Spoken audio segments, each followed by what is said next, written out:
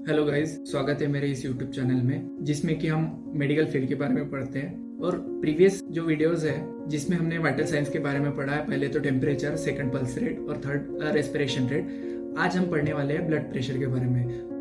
India का सबसे common disease जो होगा तो एक डायबिटीज है और सेकंड में आता है ब्लड प्रेशर। ऑलमोस्ट 3 में से 2 लोगों को ब्लड प्रेशर होता ही है। तो आज हम जानेंगे कि एक्चुअली ब्लड प्रेशर क्या होता है और उसकी क्या ट्रीटमेंट होती है, नॉर्मली अपने लेवल पे क्या क्या कर सकते हैं, वो आज इस वीडियो में हम जानेंगे। ब्लड प्रेशर मतलब क्या?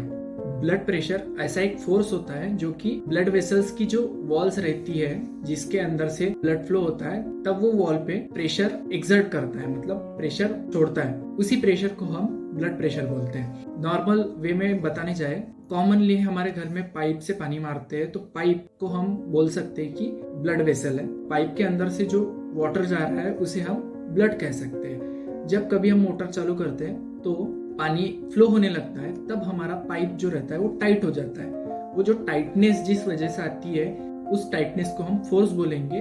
वो फोर्स पाइप के वॉल पे लग रहा है। सेम कंडीशन हमारे बॉडी में हो रही है, उसे ही हम ब्लड प्रेशर बोलते हैं। आपको सिंपल आइडिया आ गया होगा कि ब्लड प्रेशर क्या होता है। ब्लड प्रेशर में 2 टाइप के प्रेशर्स एक्सर्ट होते हैं। पहला तो सिस्टोलिक और दूसरा होता है डायस्टोलिक। सिस्टोलिक प्रेशर ये हाईएस्ट डिग्री ऑफ प्रेशर रहता है जो कि एक्सर्ट होता है ब्लड के वजह से ब्लड वेसल्स में, उसे हम सिस्टोलिक बोलते हैं। और जो कि पहला हमें सुनाई देता है। और दूसरा जो रहता है डायस्टोलिक, जिसमें कि लोअर प्रेशर रहता है जो हमें सुनाई देता है जब ब्लड फ्लो होता है। तीसरी टर्मिनोलॉजी आती है कि pulse pressure.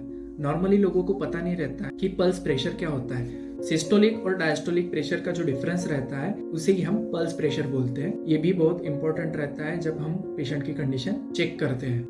Average blood pressure of normal adult is 120/80 mm/Hg। ये सभी को पता होगा कि 120/80 mm/Hg। Hg मतलब मर्क्यूरी का ऐसा यूनिट रहता है, दैट्स व्हाई हम Hg यूज करते हैं। ये जो नॉर्मल प्रेशर है, अगर उससे ज्यादा होता है या फिर कम होता है तो हम उसे एबनॉर्मेलिटीज में गिनते हैं। अगर सिस्टोलिक ब्लड प्रेशर 150 के ऊपर या 90 के नीचे रहा तो हम इसे एबनॉर्मल बोलते हैं। वैसे ही डायस्टोलिक प्रेशर 110 के ऊपर या 40 के नीचे रहा तो उसे हम एबनॉर्मल बोलते हैं। अभी उस एबनॉर्मेलिटीज को क्या बोलते हैं वो हम आगे में जानेंगे। वाइटल साइंस है तो वाइटल साइंस कुछ फैक्टर की वजह से अफेक्ट होता है। पहले हम क्या फैक्टर्स रहते हैं जिनकी वजह से ब्लड प्रेशर अफेक्ट हो सकता है वो हम अभी जानेंगे।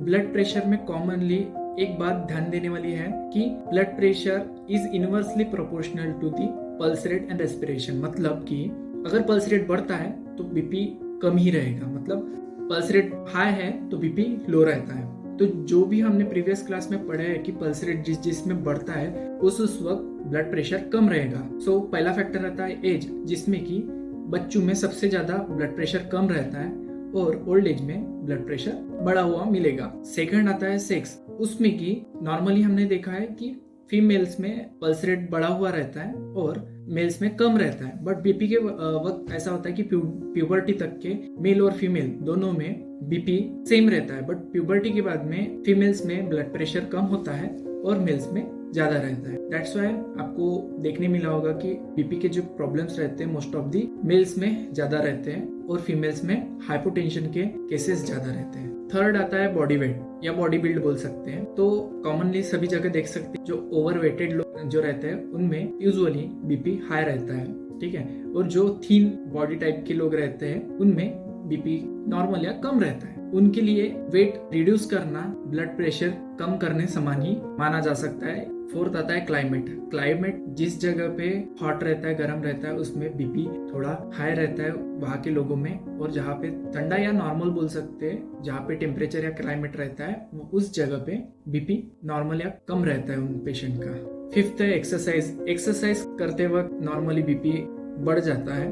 फिफ्थ आता है पेन। अगर पेशेंट को सीवियर पेन रहता है तो टेम्पररी बीपी बढ़ा सकता है, ऐसा हम बोल सकते हैं। सिक्स्थ है इमोशंस। इमोशंस के वक्त जब डर लगता है तो हमारा बीपी बढ़ जाता है, हार्ट बीट भी बढ़ जाती है। जब हम घबराते हैं, सैड होते हैं, हैप्पी होते हैं, तो इन सब इमोशंस के वक्त या मेंटल डिस्टर्बेंस के वक्त हम बोल सकते हैं कि बीपी चेंज हो सकता है according to the emotions. Next है पोस्चर। पोस्चर मतलब कि हम किस पोजीशन में है, मतलब खड़े हैं या बैठे हैं या लाइंग डाउन पोजीशन में, सोए हुए पोजीशन में, इस पे भी हमारा बीपी डिपेंड रहता है। कोई भी डिसीज कंडीशन होती है तो अकॉर्डिंग टू डिसीज कंडीशन हमारा बीपी कम या ज्यादा होता है। नेक्स्ट है ड्रग्स। जब हम मेडिकेशंस लेते हैं, जैसे हाइपरटेंसिव जो ड्रग्स रहते हैं जिनके वजह से हमारा ब्लड प्रेशर कम हो जाता है, और कोई ऐसे भी मेडिकेशंस हैं जिनके वजह से हमारा ब्लड प्रेशर बढ़ता है। दोनों चीजें हमारे ट्रीटमेंट के वक्त काम आ सकती है। नेक्स्ट है हिमोरेज। जब कभी हमारा ब्लड लॉस होता है एक्सीडेंट के वक्त या एक्सीडेंट के वजह से, हमारा बीपी अल्टीमेटली कम हो जाता है। सो ये सारी चीजें थी, ये सारी फैक्टर्स थे जो कि हमारा ब्लड प्रेशर अफेक्ट करता है। अभी हम जानेंगे कि कौन सा इंस्ट्रूमेंट है जो कि बीपी मेजर करने के लिए यूज होता है। उसे हम स्पिग्मोमैनोमीटर बोलते हैं। मैं इमेज दे रहा हूँ, तो इसमें आप देख सकते हैं कि कफ है जो कि हम हमारे लेफ्ट आर्म को लगाते हैं। उस इंस्ट्रूमेंट में एक स्केल है, वो स्केल हमको बताती है कि हमारा बीपी कितना है। उसके अंदर जो लिक्विड है वो मेटल है जिसका नाम मर्क्यूरी है। मर्क्यूरी एक प्रेशर सेंसिटिव मेटल है। जब कभी प्रेशर एक्सर्ट होता है उस पर तो वो एक्सपांड होती है, जिसके वजह से मर्क्यूरी एक ओनली ऐसा मेटल है जो कि लिक्विड फॉर्म में रूम टेम्परेचर पे रहता है। दैट्स वाई वो स्पिग्मोमैनोमीटर में यूज किया जाता है। जब कभी हम जो बल्ब रहता है जिसके थ्रू हम प्रेशर एक्सर्ट करते हैं कफ में, हवा भरते हैं कफ में, तो प्रेशर क्रिएट होने की वजह से वो मर्क्यूरी ऊपर जाता है, और जैसे ही हम प्रेशर रिलीज करते हैं तो वो धीरे धीरे नीचे आता है, जिसके वजह से हमें सिस्टोलिक और डायस्टोलिक दोनों प्रेशर हमको पता चलते हैं और अल्टीमेटली हम बीपी पता कर सकते हैं। स्पिग्मोमैनोमीटर के साथ साथ स्टेथोस्कोप का भी यूज होता है। जो भी ब्रैकियल आर्टरी रहती है उस पे हम जो डायफ्राम ऑफ स्टेथोस्कोप रहता है वो रखते हैं, जिससे हमें क्लियरली बीट जो साउंड है वो हमको सुनाई देता है। स्पिग्मोमैनोमीटर का जो कफ रहता है वो अडल्ट के लिए अलग रहता है और बच्चों के लिए अलग रहता है, इन्फेंट या छोटे बेबीज के लिए अलग रहता है। हमको वो भी ध्यान देना रहता है कि हम किस पर कौन सा कफ यूज कर रहे हैं। हम बीपी लेते वक्त 120/80 mm ऑफ Hg लिखते हैं, तो 120 हम उसे ऊपर लिखते हैं और 80 को नीचे लिखते हैं। ऐसा क्यों? बिकॉज जब कभी मर्क्यूरी ऊपर जाता है तो स्केल नीचे से ऊपर तक जाती है। 80 हमेशा नीचे ही रहता है और 120 ऊपर रहता है। जब कभी मर्क्यूरी ऊपर से नीचे आता रहता है तो पहला जो सिस्टोलिक बीट है वो 120 पे हमको सुनाई देती है। दैट्स वाई हम 120 पहले लिखते हैं, उसके बाद में वो धीरे धीरे नीचे आता है और 80 पे आके बंद हो जाता है in normal adult. That's why हम सेकंड 80 लिखते हैं, और mm मतलब मिलीमीटर और Hg मतलब जैसे कि मैंने बताया मर्क्यूरी।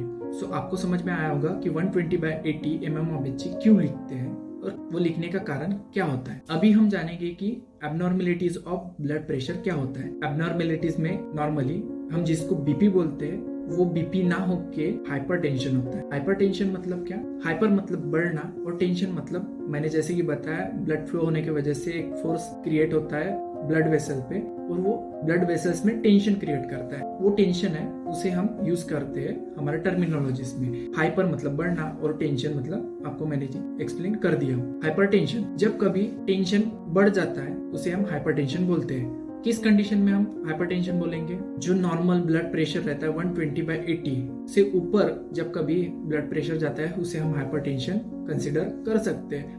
और वैसे ही आता है हाइपोटेंशन। हाइपोटेंशन मतलब क्या? हाइपो मतलब कम होना और टेंशन मतलब जैसे कि मैंने आपको एक्सप्लेन कर ही दिया हो। तो हमारा ब्लड प्रेशर नॉर्मल से कम होता है तब हम उसे हाइपोटेंशन बोलते हैं। ऐसे दो ही तरह के एबनॉर्मेलिटीज रहते हैं, ऐसा नहीं है। तीसरी भी एबनॉर्मेलिटी है, पोस्चरल हाइपरटेंशन। सो पोस्चरल हाइपरटेंशन में क्या होता है कि जब कभी लाइंग डाउन पोजीशन में या सुपाइन पोजीशन में जब पेशेंट रहता है और वो अचानक से सीटिंग पोजीशन में आता है, या फिर जब कभी वो सीधा खड़े हो जाता है तब ब्लड प्रेशर अचानक से कम हो जाता है, उसे हम पोस्चरल हाइपरटेंशन बोलते हैं। फोर्थ है इसेंशियल हाइपरटेंशन। वो जरूरत है इसलिए हम उसे इसेंशियल नहीं बोलते। इसेंशियल मतलब उसका कॉज पता नहीं है हमको, दैट्स वाई हम उसे हाइपरटेंशन बोलते हैं। Essential hypertension. हाइपरटेंशन जब होता है तो पेशेंट को कहा जाता है कि नमक थोड़ा कम खाया करे। तो नमक के वजह से मतलब जो NaCl रहता है जो कि नमक का केमिकल कंपोजिशन है, उसके वजह से हमारे बॉडी में हाइपरटेंशन के चांसेस बढ़ जाते हैं, मतलब बीपी बढ़ने की चांसेस रहते हैं। जब कभी हाइपोटेंशन होता है उसे हम पानी में नमक मिला के पिलाते हैं, जिसके वजह से उसका बीपी नॉर्मल आ जाता है। बट इन हाइपरटेंशन कंडीशन हम उसके मील से सॉल्ट है वो कट डाउन करते हैं। ये तो हमारे लेवल का प्रिकॉशंस है जो कि हम ले सकते हैं। सेकंड आता है ओबेसिटी हमको कम करनी चाहिए, मतलब अगर आप ओबेस हो तो आपको एक्सरसाइज करनी चाहिए जिसके वजह से आपका ब्लड प्रेशर धीरे धीरे कम होता जाए। थर्ड आता है कि आप कंसल्ट कर सकते हैं डॉक्टर के साथ, और डॉक्टर जो भी हाइपरटेंशन के ट्रीटमेंट आपको लिख के देता है वो ट्रीटमेंट आपको फॉलो करना है जिसके वजह से हाइपरटेंशन आपका कम हो जाए। सो ये सारी चीजें थी जो कि हमने आज ब्लड प्रेशर में पढ़ा है। आई होप आपको ये इंफॉर्मेटिव लगी होगी और ऐसी वीडियोस मैं लाता रहूंगा। सो आप इस चैनल को सब्सक्राइब करें, लाइक करें, कमेंट करें, शेयर करें और ज्यादा से ज्यादा लोगों तक पहुंचाएं। Thank you.